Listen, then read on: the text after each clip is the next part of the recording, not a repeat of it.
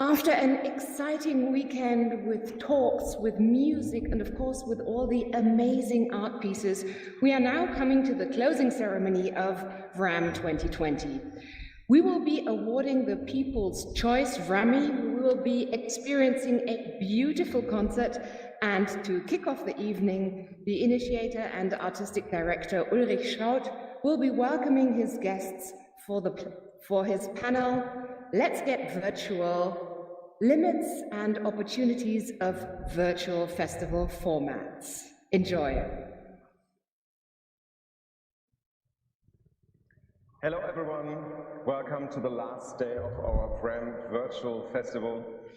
As you all know, we have transformed our festival from a physical festival here in Hamburg, in exactly this space, to a digital festival this year. And we want to resume, as we are at the end of our 4 days festival, how did this experiment work, how did it not work, and what are the future ideas that we have about how festivals can work in the next years.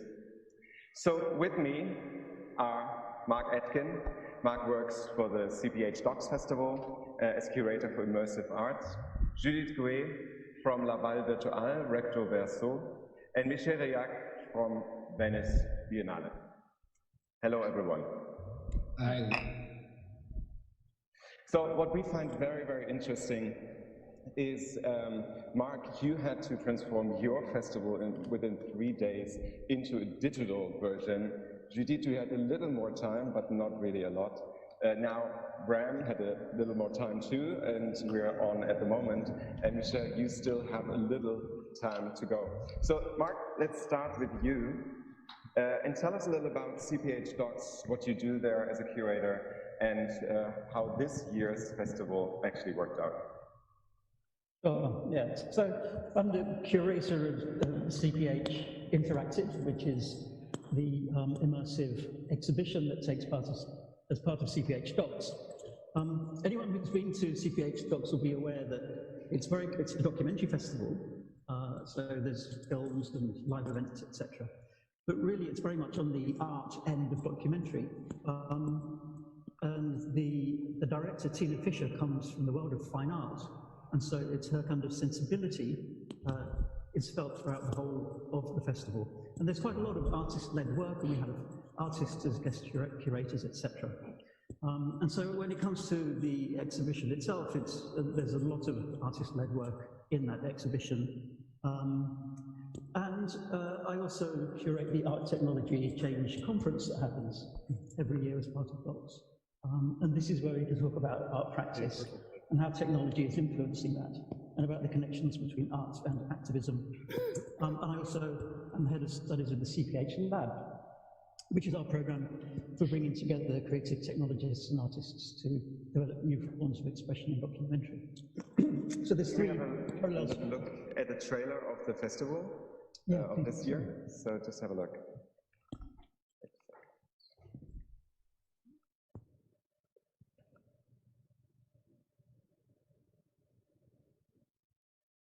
Go.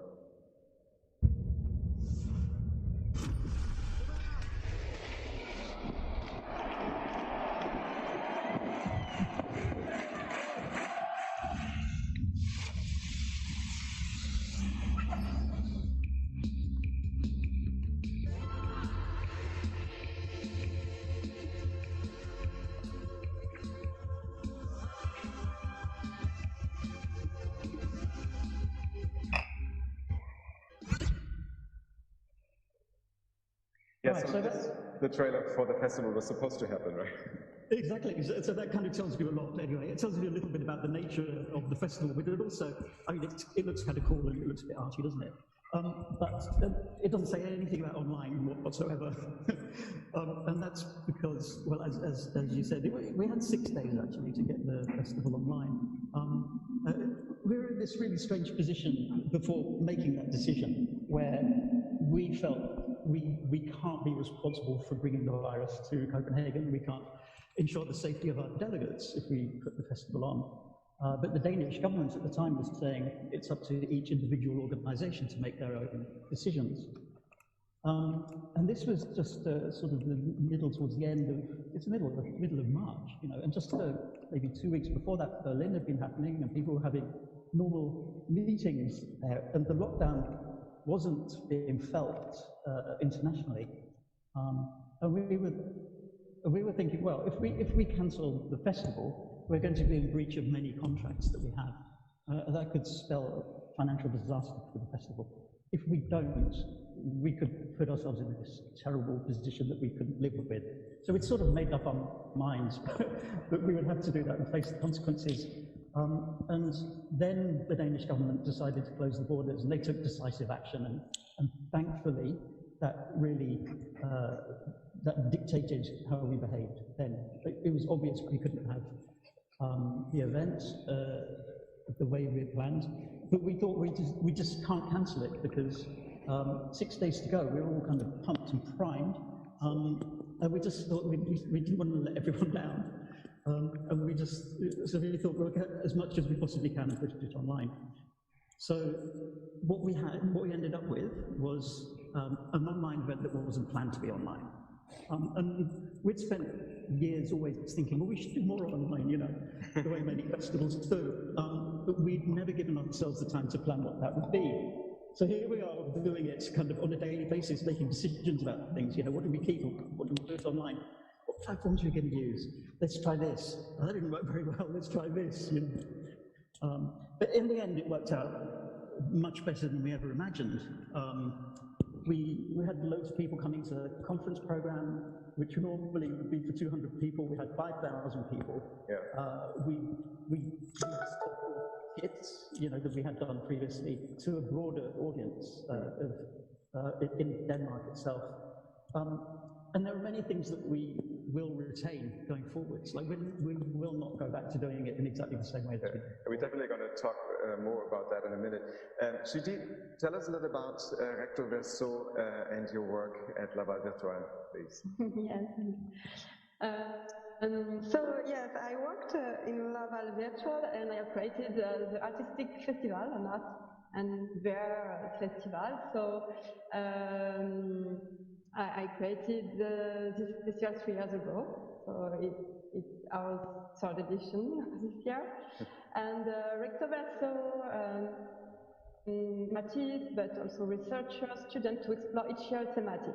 And this year the thematic was real body, virtual body. So exactly. The situation was and yes, and with Recto VRso, so Laval Virtual is this historic event in Laval, but the festival Recto VRso happened in all the town of Laval. We have like an itinerary and an art gallery. We selected as 15 artwork each year. So for us, 1 month before the event, we have announced that we can do the physical event.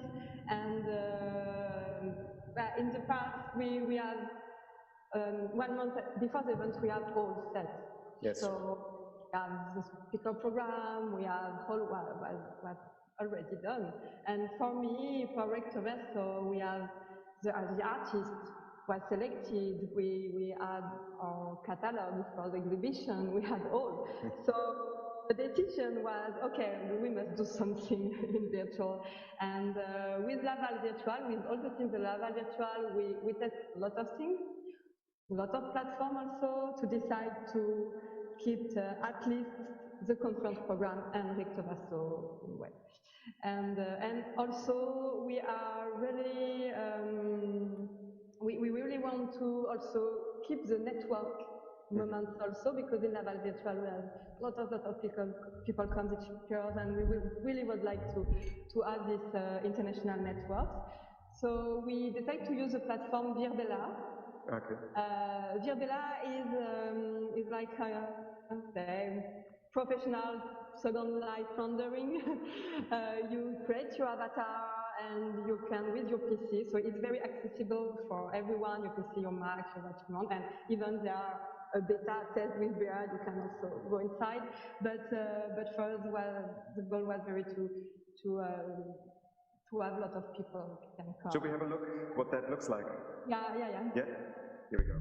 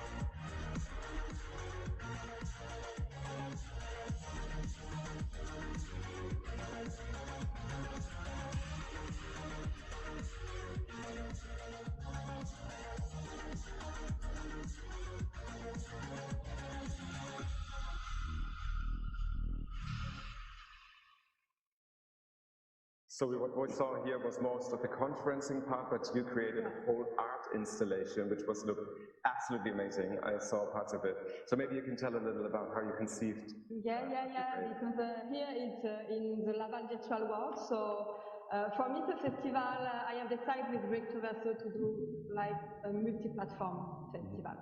So in Laval virtual world, during the event at the end of April, we made conference program, we made networking events, performancing party with all the community of Laval Virtual inside. But in my part, I have also created the virtual Art&VR gallery. I recreated because I'm also artist, researcher, and I developed in there. And I decided because we have no budget, a short time, a short team also. So we have decided to recreate all the scenography of this virtual gallery, and you can visit it on our website. Yeah, it's very beautiful. You can actually walk in a 3D dimension through it. So Michel, tell us a little about your work at Venice VR and also what your plans are for this year's festival. The festival will take place physically in Venice, but we know already that it will be a very reduced version. I'm talking of the Venice International Film Festival for feature films. Venice VR is going to be rebranded as Venice VR Expanded, and it's not going to happen physically. There will be no VR island this year. There will be no physical dimension for it, and we will do everything online. So right now we have 3 months to put our system together. We have, after researching for about 2 months, as many platforms as we could, testing them and deciding what was best for us. We have decided that our top criteria for this year edition, fully online, will be to minimize as much as we can friction. By that we mean making it as simple as possible for people who are not already using VR or who are new to VR, making it as easy for them as possible to access it, and to make sure that the platforms we choose are as robust as possible, preventing us from, as much as possible, because it's never always foolproof, to prevent bugs, happening. So after research, we've decided to go with a combination of 3 partners. It will be and I should say first that the 2 main goals we're pursuing is as much like Judith was talking about, and that was so successful in Laval Virtual, which is socializing, being able to network, meet people casually or formally, and on the other hand, to watch the works, the linear works, 3 DOF pieces, and interactive works, 6 DOF pieces. So for this, we're going to be partnering with VR Chat, within which VRHAM will be designing our own branded world for the experiences, and with Viveboard for the 6 DOF experiences. So we're working now on the architecture of all this and how we will be able to go as fluidly as possible between these platforms to provide a simple but hopefully effective and robust experience. Amazing. And the one thing I just wanted to add is that we're working right now on building a network of about 20 satellite cities, since a lot of people who would like to come to Venice will not be able to travel and come to Venice. We're going to try and find a way to bring Venice to them. So we're going to be partnering with about 20 institutions in 20 different cities all over the world, where we will be opening in those institutions a Venice VR expanded lounge, where people from that place will be able to come to access the platform in a small VR theater. Fantastic. So, guys, so this was very different parts and approaches. I mean, often it really has something to do with the timeline. And I can say from the experience from our festival at the moment, of course, we all faces a lot of challenges to put that up in this very short time frames. What were your experiences through the different stages in which you actually could put up the festival, and what did you achieve, and what did you have the feeling was most difficult to actually put up instead of a physical festival? Mark, maybe you want to start? For me, the most difficult to put up was VR. We had so much to do in such a short amount of time. And I threw myself into, along with lots of other people who, in the wake of South by Southwest, were looking for different ways to sort of be together in virtual spaces, to be able to talk about and look at work. But I didn't find that any of those spaces were actually accessible enough. What Michel was saying is so true and so vital. The two key things are social and accessible. And I didn't really want to go down the path of just sort of curating a few 360 video films, because that wouldn't be social enough. But I didn't find any of the social spaces were accessible enough for a broad festival like CPH Docs that isn't for VR enthusiasts, in the same way as your event is much more geared towards that. And so that was the bit that was most difficult. And of course, I love it so much that it was quite distressing for me. Yeah, of course. But what in the end did you happen, or what did you make happen? What could people access? Because I know you made a lot of also residencies, like we try to put up in our festival now, like digital residencies and giving feedback to artists. What actually was accessible for the broad audience, not for the virtual people? Yeah, so, well, films, like the vast majority of the films, that was to industry only and audience in Denmark, so in a way it's a reflection of what would have happened at the festival. The conference programs is 5 days of conferences, in fact, which we live streamed on Facebook and YouTube, which were massively popular, way beyond what we could have achieved otherwise, not in a physical space. And we had loads of meetings, and we also had the presentation of the projects from the CPH lab, which we teamed up with Kaleidoscope to do in the same way as you, actually. And those aspects, the market aspect, worked incredibly well because they were quite social. Yes. People were so happy to see each other. But in the end, it worked out much better than we ever imagined. We had loads of people coming to the conference program, which normally would be for two. And it was great to be connected with the entire Kaleidoscope community, because we were able to see the comments they were making in reaction to the pictures, and then also sort of include them. So all of that worked really well, and we will retain those elements going forward. I think we'll always be doing now the virtual and the physical in partnership. I think all of us have the feeling there's something new coming to our festivals, but also it makes it really so much more accessible. I mean, normally we have 4,000 to 5,000 people here in our physical festival. On our opening alone this year was around 2,000 people. Of course, in the live stream on YouTube, it's different. It's a different access, obviously. You're not immersed in the art, which is normally actually what we're doing but we're putting up these programs.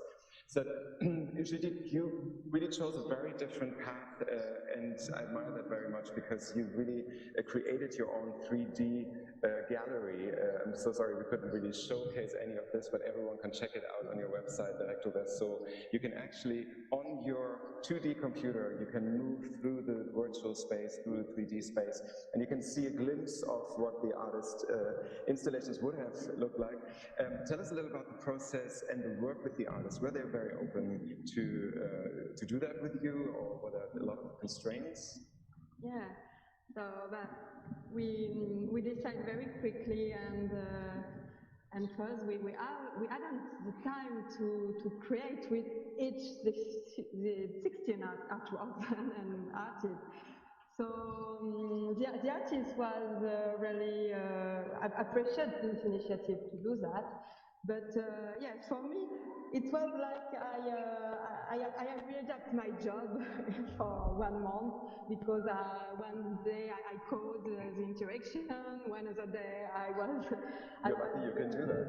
yeah, the virtual. I have created this. So, but for us, we had all the communication of the artists. We had video. We have text for catalog. We have sound. So we take these materials to put it in the scenography, and also some artists give us some 3D models because I like to propose a variation and to say, okay, the goal is not to leave the experience because for us we postpone the exhibition next year, real body, virtual body in real. Yes, we hope all is okay. But it really it's just to show and present the artwork, and for me, I really readapt also the artwork to just present video, present the atmosphere of the artworks. So yeah, we have some 3D model, we have sound when you go near the artwork, like a bubble, to just feel it. You have text. And some artists give us some materials, some artists can't give us because the period was very difficult also.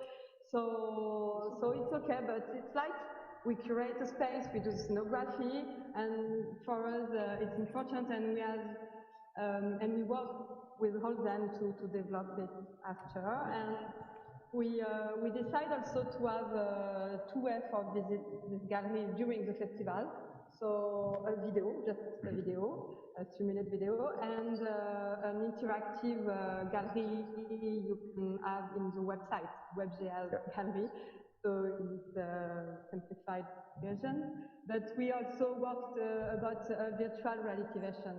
And for me, it's interesting because we made the vernissage of this gallery during the Laval Virtual, but the time changed with the virtual version because it's still open and we can also continue to visit it. And I continue to work with the artists to contribute, to continue to work with me in co-creation or do that. Great. So, Michel, one question to you. When I visited Venice VR last year, I was blown away by the physical installations, by the interactivity. You had a lot of performances where live performers actually were interacting with you while you were immersed in the virtual artwork. Of course, you can't put that up in a digital version. Do you imagine the spaces differently? How do you think you can get that over to the artists? No, we can actually. We're already looking. We've already tested a few pieces that we are going to show within our selection, which will be live, which will be done with live performers, which will have that amazing quality of immediacy that you can have when you are in a physical installation and where live performers are interacting with you through their reconstructed, avatars. So we're finding that there are really amazing works that are being explored right now, where mixing different types of presence, remote presence, into the platform of viewers, mixing that with performers who are all in the same platform, you can actually reconstruct that kind of interaction. that is so special in a virtual world when it is done live and where performers are reacting to what the viewers, the spectators are saying or how they're behaving. So yes, there are a few pieces we're going to be able to show that have that quality. But of course, the one thing that cannot happen is this physical dimension of the full experience, when you're in an installation. So most of the artists who have submitted to us a physical installation are all reconsidering the DNA of their work, and they are shifting and transforming those pieces to remotely present, accessible pieces. So it's also interesting to see that a lot of the artists and producers who have been working on physical installations are reconsidering this, not only because the festivals are going virtual, but also for hygiene reasons. And we know that it's a very serious concern right now for LVEs, location-based entertainment places. How can you guarantee the viewers that the headset they're putting on that has been used by other people before them is perfectly clean and is perfectly sterilized? So, I mean, you, Ulrich, are concerned with that, and like all festivals, it's a major concern, and it's not just a logistical detail, it's a key thing to make sure we don't make our audiences run any risk of contamination. So for that reason, I'm seeing a lot of the projects around physical installations are being entirely redesigned as virtual projects right now. What I found very, very interesting during our festival, and actually surprising, the social interaction, which I think is most crucial. This is why I do the festival. I want people to come here. I want them to interact. I want them to get to know this new art form together. And we all know virtual reality art is something you have such an urge to talk about it later, because it does something with you and your imagination. And when we decided to go online or digital, we tried to find this social place, and we weren't quite sure how this is actually going to work out. And what I found 2 days ago, we made like an artist meeting. We invited all the artists to come to our virtual venue in the Museum of Other Realities. And so many of them turned up, and people from Brazil, from Denmark, from South Africa, they were all in the same room, and they could meet each other and actually see their artworks. And since the whole gallery, I would say, or the whole exhibition is virtual, you don't even have to don on a headset, because you already do. So you can get immersed into the artwork of your friends, your colleagues, the other artists, and talk about it. And that was really something of one moment that was most powerful, I think, to me over the last few days. And I think there's a lot to come in this digital versions. I think we all agree that this is not a substitute. We all need the physical space for our festivals. But I think we learned something from these experiments, and we fail, we try again, we succeed, and I think it's something we really have to pursue longer. I could talk forever with you guys, but I have to run now. Thank you so much for your time and your insight into your experiences, and we see each other very soon. Thanks. Bye. Thank you. Bye-bye.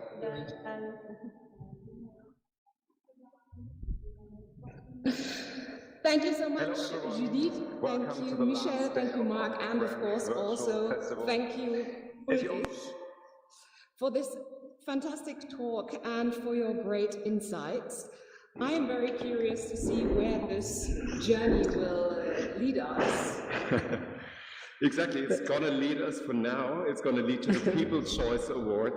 So VRHAM Festival is giving out for the 3rd year in a row, giving out the People's Choice Award, and we do this with kind support by Nord Academy Foundation. And so the winner will get this beautiful VRHAM Award, it's called. And we have with us today Daniel Greve. He is Board of Directors from Nord Academy Foundation. Please say a few words, Daniel.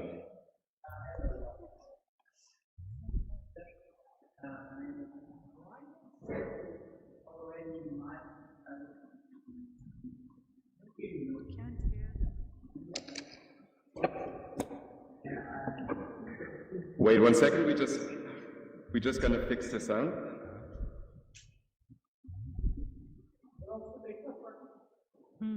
Just a moment, sorry. Daniel, say something? Well, obviously your mic is not working, so I'm just gonna say, because we're in the same room actually right now, we're in this physical space. He is like sort of 3 meters away from me. This is the craziness in the virtual world. So Daniel wanted to express why he really likes the festival and why they support us. And they are a foundation that actually work with education, and they find that this is another step in communicating, in getting to know other people, and this is why they support us for the 3rd year in a row. And thank you so much, Daniel, and see you later. So guys, we should now come to the official part. And should we have a look who the winner is? Yes, please.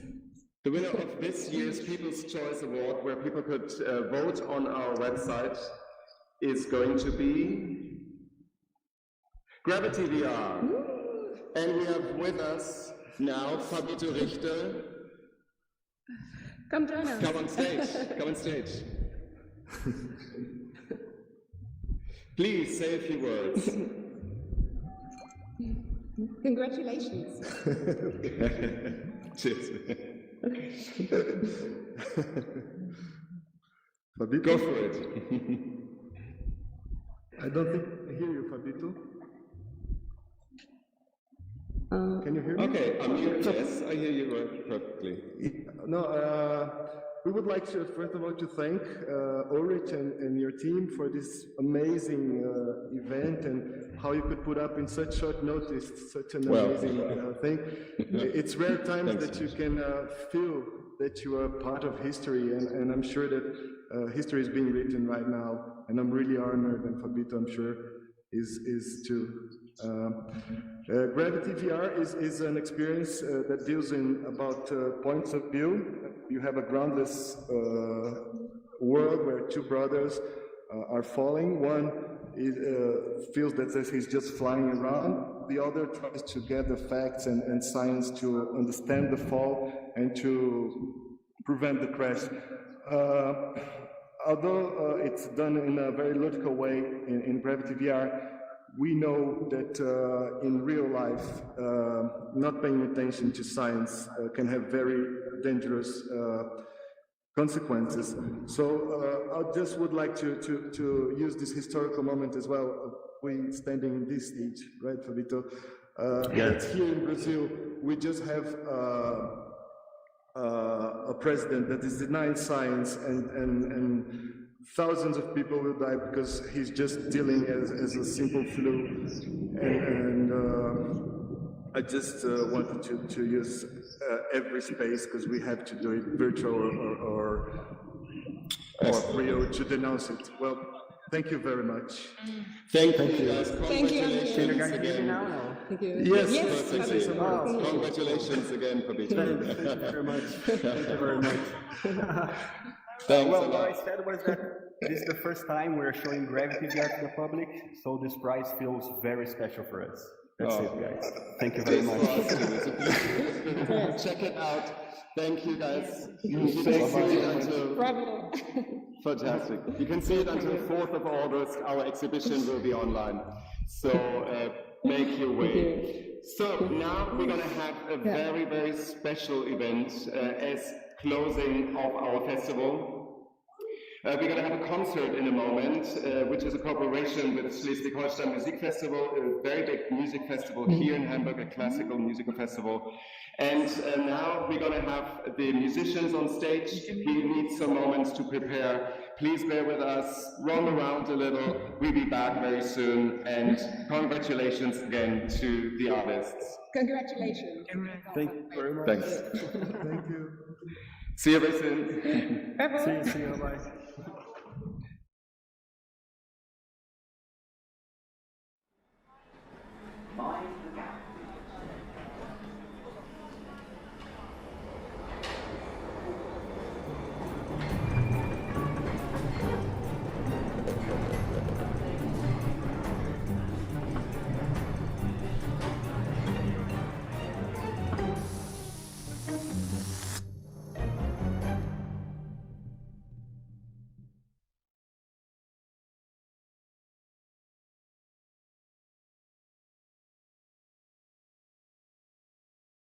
We have a special concert on tonight. It's going to be a concert that's blurring the edges between...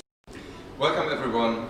As part of our program of VRHAM, Virtual Reality and Arts Festival, we have a special concert on tonight. It's going to be a concert that's blurring the edges between the realities, between the virtual and the real world.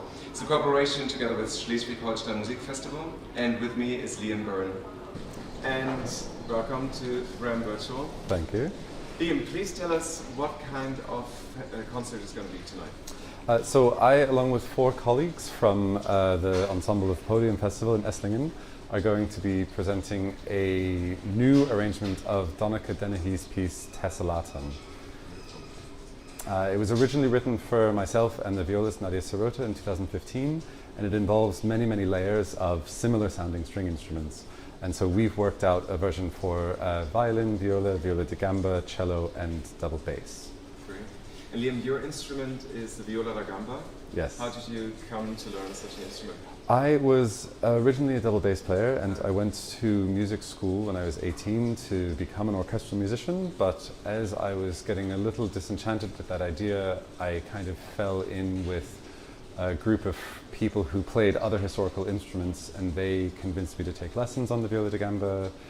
I did, and I just fell completely in love with it. Just really found my voice with that. But I understand you also play in more contemporary contexts, right? Indeed. About half of the work that I do involves contemporary music, either collaborations with composers or more improvisational collaborations with electronic musicians or other improvisers. I'm not quite sure how this happened. It's always been an interest of mine, but it's been a really kind of fun development in terms of my relationship with the instrument. When you're asked to do new things on an instrument, you kind of understand its capabilities and its limitations and its character in a much deeper way, which has actually kind of fed back into my performances of historical repertoire as well. Now that I have basically a deeper understanding of the instrument. Beautiful.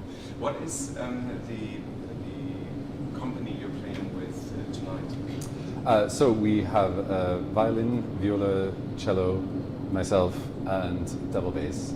The piece was originally written for just violas and viola da gambas. It was actually a kind of an unusual working process where Nadia, the violist, and myself and Donneke, the composer, were all together in the recording studio, and he was kind of writing as we were recording. And so he kept on adding more and more layers. The piece was originally supposed to be for 5 instruments, but it ended up being for about 15 in total. And so it's a kind of an exploration of both the differences and the similarities between the instruments' sound. And so what we've done in this version is kind of expand that to a setting for not just 2 instruments, but 5 different instruments from the string family, to sort of highlight a broader range of colors and textures. And what does it mean for your performance that you're doing this tonight in a virtual reality and arts festival? How does it change the music? How does it change the performance? I mean, honestly, right now in June of 2020, I think we're all living in some kind of parallel reality anyway. So it doesn't change too much in some senses, but then this piece is an interesting one because it's not like a normal classical piece of music. As I said, it was created in the recording studio, and because it relies on this multi-tracking process, making the record was almost kind of like we were creating a piece of electronic music just using our instruments instead of synthesizers. And so whenever the piece gets performed live, we have to somehow negotiate this difficulty of bringing something that sits in between a very live world and a very studio-based world. There are versions of it that Nadia and I have just done ourselves with 2 players and the backing track. There was another sort of trial version with some live manipulation. There have been other arrangements for purely live people. There's a film that gets synced to it sometimes. So in this version, we've got sort of 5 live musicians and then some electronic or some recording that we're synced in with. but it's all kind of spatialized in different ways. So the piece kind of always is, it's never really there in one, it's never all in one normal place. It's in alternate realities, basically. Especially as a performer, because we're only hearing parts of it, and we're also listening to a click when we play it. So doing it like this is kind of just another slot on that spectrum between analog and digital. But virtual reality is really all about the space. It's about three-dimensional spaces, and it's so different. And this is why this art form is so interesting, because you're always in the middle of the experience. I understand you're also very interested in the combination between sound and space. Can you reflect on that a little? Yes. I mean, myself, I've done a little bit of installation work over the last couple of years. And actually in 2017, I was commissioned by the Victoria and Albert Museum in London to make a sound installation for a new exhibition space. It was a gigantic 1,000 square meter gallery that was later to be used for special exhibitions and temporary exhibitions, but they wanted to have this festival to celebrate the architecture of it, and they wanted something in the space that was nothing, in a sense, so it was a sound installation seemed like an obvious answer. So it created this 8-hour-long piece that was actually hugely inspired by Donnacha's Tessellatum. That was a kind of an exploration of the harmonic series, so a kind of tuning of the space, and it played a lot with the ways that the walls and the funny shaped ceiling kind of reflected sound around the room. It was kind of blurred a lot of boundaries of perception. Would you say that Tessellatum is a piece that works really well in the Virtual Reality and Arts Festival? Yes, absolutely. I mean, for a number of reasons. Ideologically, one of the thoughts that was going on in Donnacha's head was that the piece is a kind of a conversation between the natural and man-made worlds.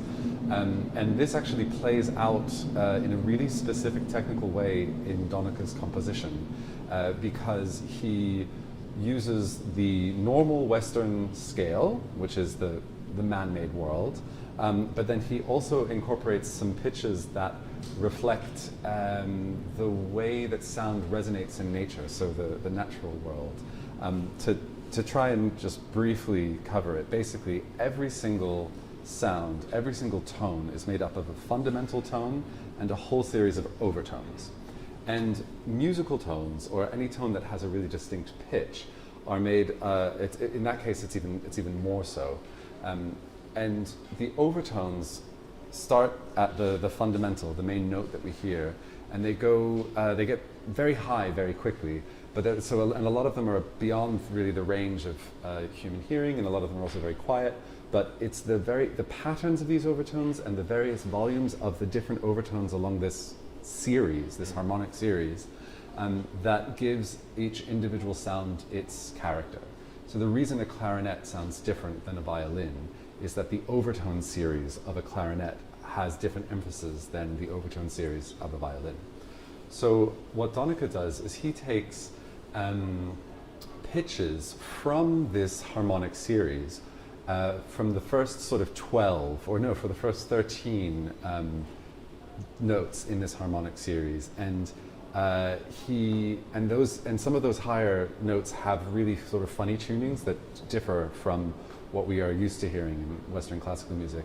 But Donnacha takes those very high pitches and brings them back down into the range of the audible music and makes them louder and amplifies them, so that you're hearing this kind of stuff that sounds a little bit out of tune, but then it also kind of is it sounds sort of in tune at the same time, because it is essentially an amplification of resonances that are already there, but they're resonances which are found in the natural reverberation of sound, rather than in our constructed system. So you actually feel like between realities somehow, which is exactly what we're doing with this festival. Yeah, exactly. Yeah, we're very excited to have this experiment at our festival tonight. It's the first concert that's actually blurring the edges between virtual reality and real reality. Liam, can you tell us a little about the challenges that you saw putting this up in a virtual environment and in this very interesting alternative realities that we're doing today? I mean, I think the first challenge for me was just trying to wrap my head around what virtual reality actually is. And I haven't achieved that yet. Not 100%, but you know, from the conversations that we have had, I'm starting to understand that it's a much deeper world than I initially imagined, and a lot of it is actually about possibilities and potentials more than it is actual things, right? So I think the idea of doing this concert, I mean, there's some obvious kind of technical challenges that I think we're coming to terms with pretty well. But it's one of the things that I find sort of very interesting about it is that it lets us play with this idea of relationship between the musicians on the stage and the musicians in the computer and the audience members who are there listening in computers themselves. And so it's this, I mean, even if I did this in a normal concert setting, it would be half of me playing with friends live and half of older versions of us playing in backing track. And so the virtual reality kind of allows us to, I don't know, even the playing field or somehow be a little bit more inclusive somehow in the experience, I think, of audience and between audience and performers. Yeah. So for me as an artistic director, I think it's always very interesting to see, it's not about technology, it's a medium where artists can express themselves differently. And I have a lot of conversations with artists about this. They don't have the feeling they're working with tech. For you as an artist and a musician, how does music and technology come together? Do they form a symbiosis, or is it rather two different things? I generally speaking don't find dichotomies helpful in viewing the world.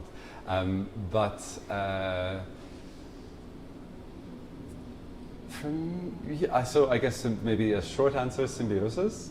For me, particularly because my instrument is an acoustic instrument that plays so much with resonance, a large part of my relationship with technologies has to do with understanding amplification and using different types of microphones to pick up different types of resonances from the instrument. And one thing I've definitely experienced is that the digital perspective of sound, the way that the computer hears the sound, or the way that a magnetic tape hears sound, is different from the way our ears hear sound, but it sometimes kind of lights things in a different way, shows aspects of our playing that we wouldn't necessarily be aware of with just our naked ears.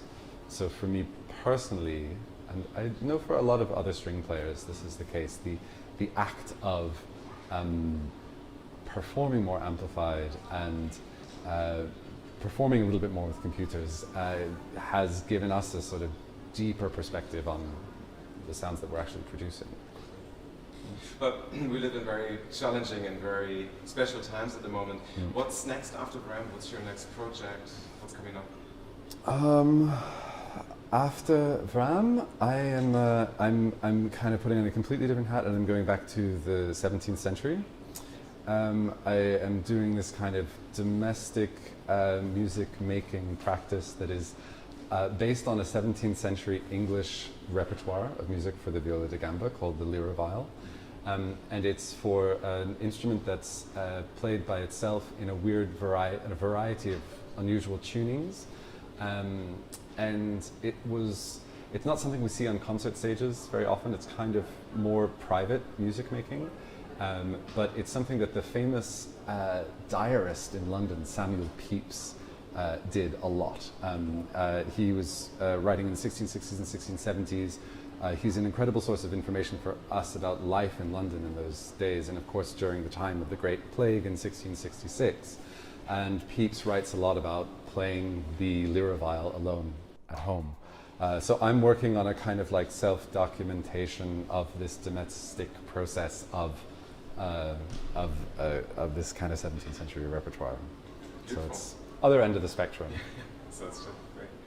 So we're very much looking forward to our concert tonight. Liam, thank you so much for answering these questions. Thank you so much for having me. Let's hop on stage.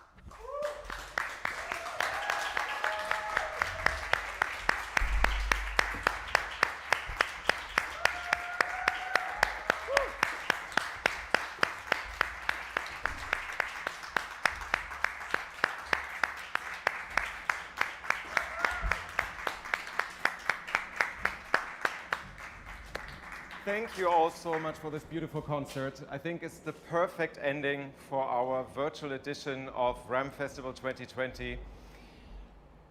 I think it was a bridge between worlds, between the virtual and the real. And if we have managed to achieve that, then it's exactly what this festival is about. In my opening speech, I said, if we leave traces of the virtual in the real, then we have achieved this experiment. And I think this is exactly what happened.